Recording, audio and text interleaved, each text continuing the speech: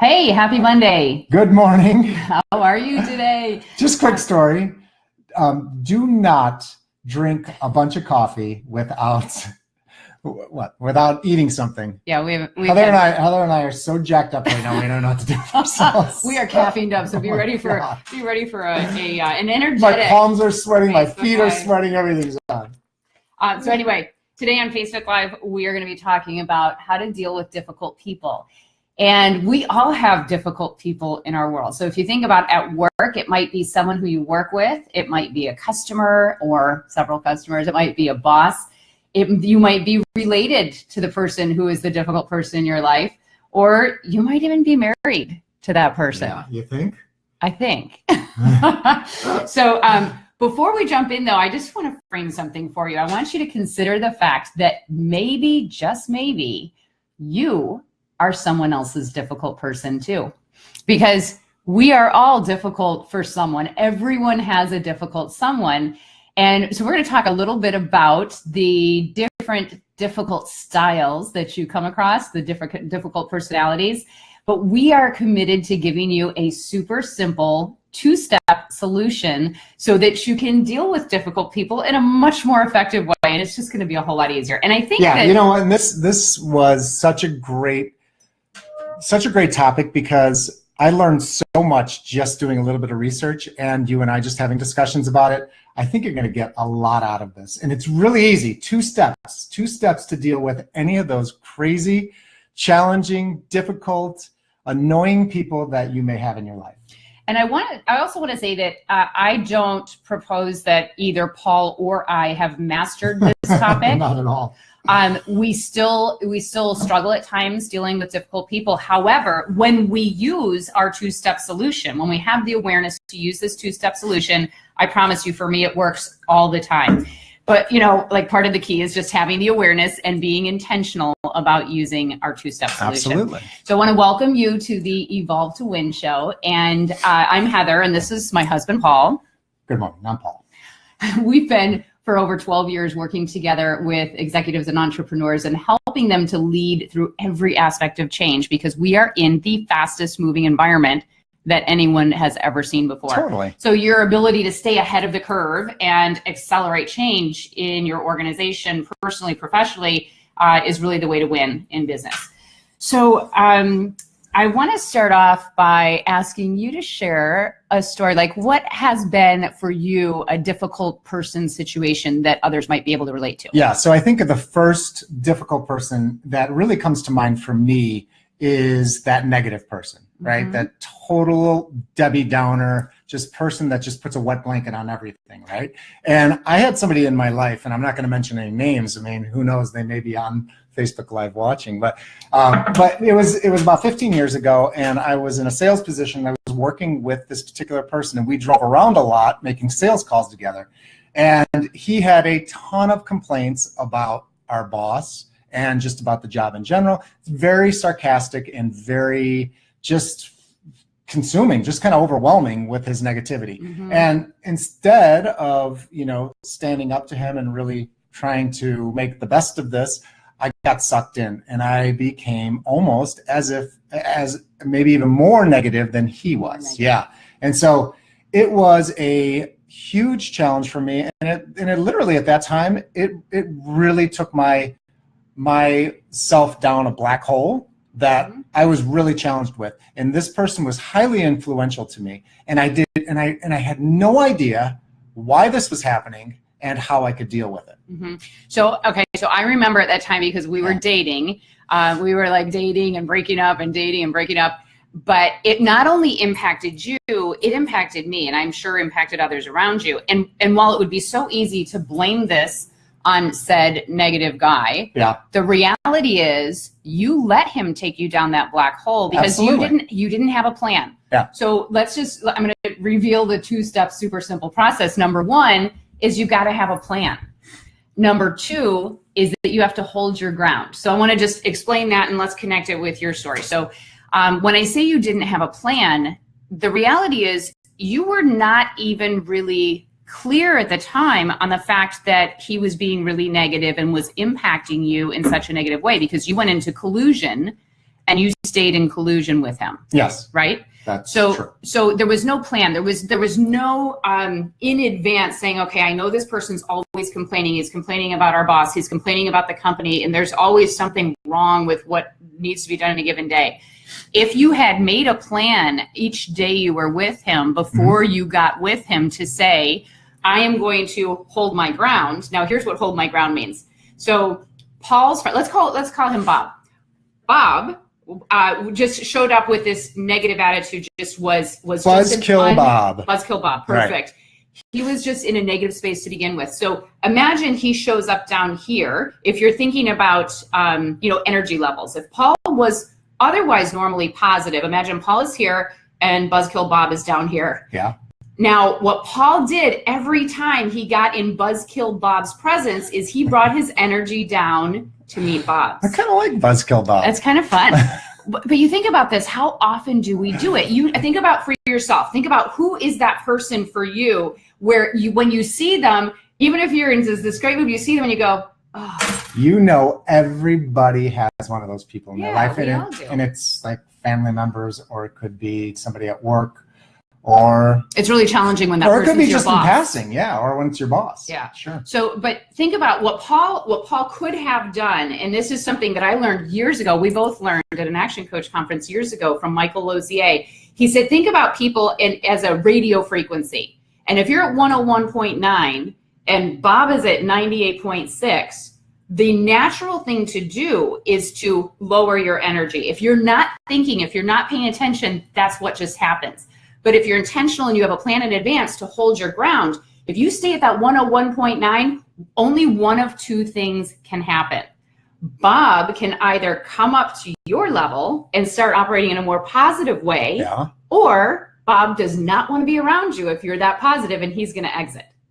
Right? Those are the only two options. I wish I knew you. I did know you, but you were telling me this. I didn't know that back then. This would have really helped. It would have been helpful. So I want you to try. This is such really, this is a huge epiphany for me, huge breakthrough around how to deal with that negative person. Most people have no idea. First of all, they don't have a plan with how they're going to do. We have holidays coming up, right? Yeah. Big holidays. We got a lot of people that we're going to be hanging out with, and there are going to be some of those possibly at work and at home that are negative. You have to go in with a plan first, right? Yes. Plan first. And we're even going to drop some strategies for how to deal with different personality types. But I think in general, if we're just talking about negativity, that can be across the board, right, for anyone. Now, Bob Proctor talks about this way of being that I thought was really cool how he framed it. He talks about the fact that a lot of times we're acting outside in instead of inside out. Okay. And what I mean by that is if someone in my environment shows up and they're in a negative space, I could let my outside influence determine my inside feeling, right? So if you're negative, my outside influence makes my inside negative. If instead I'm committed to living inside out, I'm saying I'm going to choose how to experience the day. I'm going to choose how to be, how to feel. And then that way, nothing in my external environment can impact me from outside. Got it. Does that make sense? Because we can always totally choose. Makes sense. You can't choose. You can't always choose the people who you are surrounded by, but you can always choose how you respond. And I think what happens a lot of time is that we end up reacting instead of responding. Yes. Right? So you think about those people who are in your environment. If you have this natural way of being, I just want you to think about, if I ask a question for you, who is the one who frustrates you the most? And just write that name down. Did you just go like this? Yeah. It's true. Right? On a consistent basis, because we're together all the time. So there's always. Well, we have very different personalities too, which is a major factor in whether or not somebody's difficult to communicate with. Right. And when you have 2 or more cups of coffee without having something to eat and you're both jacked up, you tend to, So we were a little bit difficult. Hey, and by the way, if you like that first idea, that first strategy, which is get the plan and then also hold your ground and how there's frequency thing, please share this. Yes. If you think somebody else, because I know lots of people are challenged with negative people. Oh, and by the way, did you know that you are somebody's difficult person? Uh-oh. Yes. Believe it or not, you annoy people just as much as other people annoy you. I know that's hard to hear, but the fact of the matter is, it's true. It's a reality. Yep. I know for a fact I am a difficult person for some. Like, I really, truly know it. And one of the things that is the truth about that is I think we are most often the culprit of this. Most often I'm the difficult person when I'm not adapting my style and taking it down. Yeah. Because as you know, I have very high energy. I can be very dominant as well. And I have to be mindful to take that energy down, or I'm gonna be that person who really annoys other people. And I think back to this past weekend, I was in Chicago for the National Speakers Association conference for CSPs, CPAs, which is the Certified Speaking Professionals and Hall of Famers. Hey, that's you. Well, that was me. Yes, Yeah. I just got that designation, which is really cool. But we had a mastermind group that was made up of about 7 of us. And I'm in a room with such a brain trust. We've got speakers, authors, experts, thought leaders, coaches, consultants, and we're doing this mastermind together. And I had to fight that whole time we were together not to dominate the conversation. I had to constantly hold myself back and adapt my style of otherwise wanting to get in there and jump in and facilitate. Yeah. I was not the facilitator of that group. Got it. And and I'm sure there were times where I might have gotten annoying because I stepped in more than I could have, but it's just that awareness, right? So just a thought that I had about that as well is that do we attract the people who are annoying to us? So I kind of think that, the whole idea that what you focus on is what you get more of, right? So you keep getting, if you can focus on whatever. So if you're focused on success, or you're focused on getting a new car, or, if you're focused on one thing, but if you're focused on a particular person that's difficult, does that person keep showing up for you? And is it more intensified every time you focus more energy on that person? And the is it more intensified answer would be yes, because we know that whatever we focus on is what expands. Right. So here's a great strategy in that instance. And I'm not saying this is an easy strategy, but it is a great strategy. If you've got someone where you're focused constantly on what's not working, what you don't like, we know that will magnify what is there of that person that you don't like. So instead, look for and find what you admire about the person. Look for and find what you respect about them. And I know that's tough, because what we do is we bring our past into our present, and we don't think about each person in the moment. We think about our experience with them in the past. Yeah. But if we actually really got focused on, oh my gosh, I'm so frustrated by this person, instead of just being frustrated, make it a game for yourself. Can I find something that I value about this person? Can I see their qualities? Because at the core, we human beings, we're all good at heart, at your core. We all have different personalities, and they are magnified based on how extreme we are. So the people that we butt up against, by the way, are usually the ones that are more extreme in their personality. So you gave a couple of examples on the intro to the show. The bulldozer. Well, no, there's so the know-it-all. So let's just talk quickly about the know-it-all. Okay. So the know-it-all. So that person is the one who, in every situation, they come up and they always have the answer, or they're always making people wrong for their answer. They always have the answer. They're always right. Right. Or they may not be right, but they think they're right. They're so convicted in their belief that they're right that's part of what the annoyance is. So how do you deal with somebody like that? Well, first I want you to be thinking of who that person is in your world. Do you have someone like that in your world? And if you do, just put that person in your mind right now. Okay. What do we do then? What do we do about the know-it-all? Okay, my biggest challenge, and I'm sure there are people who think I'm the know-it-all. That's probably happened. But my biggest challenge in working with a know-it-all is that they're closed for business, right? You try to talk to a know-it-all. The biggest mistake that I think you can make is by trying to convince the know-it-all that they're wrong and you're right. Because most times, the person who has that know-it-all type of style, a lot of times they're an expert in some area. Sometimes they're really smart, or they're very technically skilled. But they have the know-it-all because they've done the research and they have the data. So in the event you ever do try to take on the know-it-all, the first step is have a plan. So what the plan is? The plan is for the know-it-all, that if you are ever going to take issue with the know-it-all, and I don't necessarily recommend that you do take issue. Sometimes you just need to let them be right. Just allow them to have their opinion. You don't have to agree with it, but you can allow them to have their opinion. The other opportunity is if you do want to share your opinion, don't just share your opinion with, well, I think this way. Like, come with some facts, some data, some reasons behind, some valid reasons behind your opinion. And it might maybe land a little bit you gotta better. have your stuff together. Before you confront or have a conversation with somebody who's a know-it-all, you gotta know with certainty what you're going to say and how you're going to prove your point. How you're going to back it up. That's right. And usually you're much better off doing it with some outside support, facts, data. And you got to hold your ground too. Yeah. You got to hold your ground. And holding your ground doesn't mean like digging your feet in and saying, I'm right. Hold your ground means, remember, stay up here and be positive. Even if this person would normally bring you down here, holding your ground means keep yourself in your space, in your positive space. Okay, let's talk about the steamroller. Okay, the steamroller is that really aggressive person that's just confrontational and just likes to roll over people. So how do you deal with them? Well, the steamroller is typically also very high energy, very quick, maybe not the best at listening, and just has it their way and wants to do it their way and wants to just move on and go and go and go. And that, if you are not that type of person, can feel like literally a steamroller.